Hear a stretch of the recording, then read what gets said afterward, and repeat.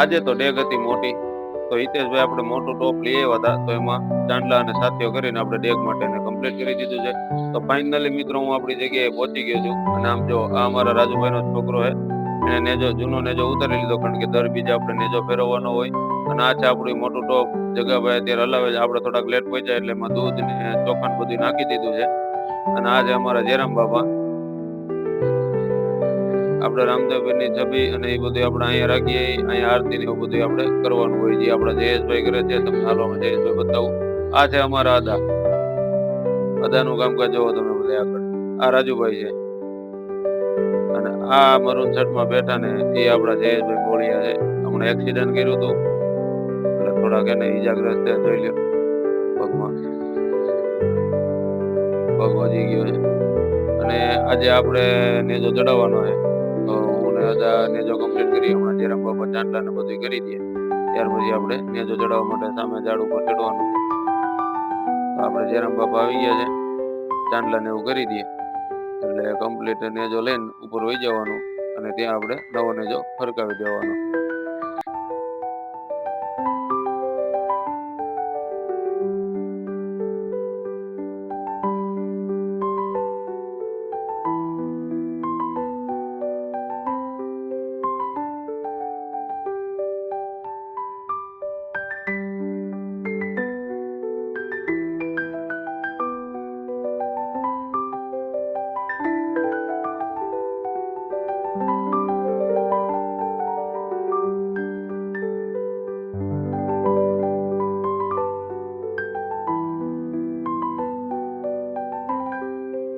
તો જયરામ બાપાએ નેજામાં કમ્પ્લીટ ચાંદલા ને એવું બધું કરી દીધું છે. હવે અદા આપણને ચાંદલા ને એવું કરી દે, ત્યાં હાજર હોય એ બધા એને ચાંદલા કરી દે.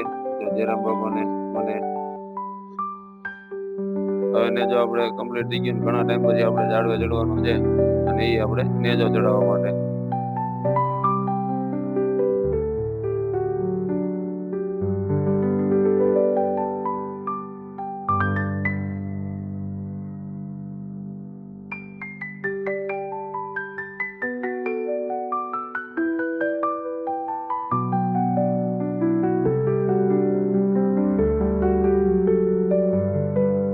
તો જયરામ બાપા ડોલમાંથી આ જે વસ્તુ નાખે છે ને, એ કાજુ બદામનો ભૂકો છે, જે આપણે ડોલમાં એને પહેલેથી તૈયાર કરી રાખ્યો હોય. હવે આપણી ડેક તૈયાર થઈ ગઈ છે, જેમાં જયરામ બાપા અત્યારે તુલસીના પાન નાખે છે.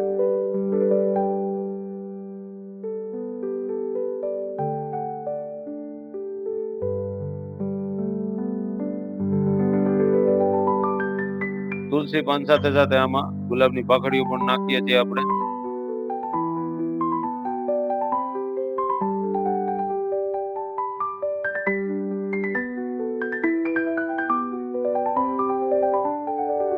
અને છેલ્લે આપણે ડેગમાં ઘી નાખીએ છીએ. તો જયરામ બાપા અને આપણે જગાભાઈ બે ડેગમાં ઘી નાખી દીધું છે અને ડેગ થઈ ગઈ છે કમ્પ્લીટ. તો હવે હું અને જયભાઈ રણુજા મંદિરે ડેગ લઈને ધરવા વયા ગયા.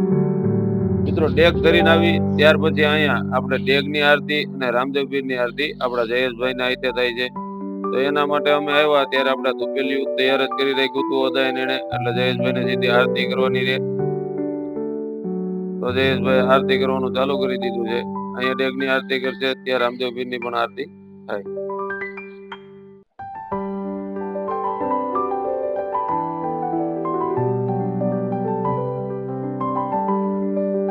અને છેલ્લે મિત્રો જયરામ બાપા, હિતેશભાઈ અને જયેશભાઈ ત્રણેય હાથમાં વાઈટ રાખી દીવો કરી ડેગની અને રામદેવ પીરની આરતી કરે અને રામદેવ પીરને ડેગ ધરે.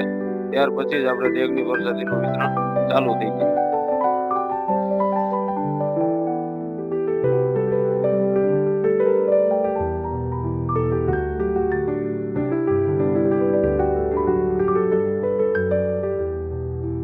તો ફાઇનલી હવે ડેગની પ્રસાદનું વિતરણ આપણે ચાલુ કરી દીધું છે. મિત્રો આજે 251 લીટર દૂધની ડેગ બનાવી હતી. તો આપણે ડેગ ઓલમોસ્ટ 7 વાગ્યા પહેલા તો તોય બધી પ્રસાદમાં પટાઈ જાય.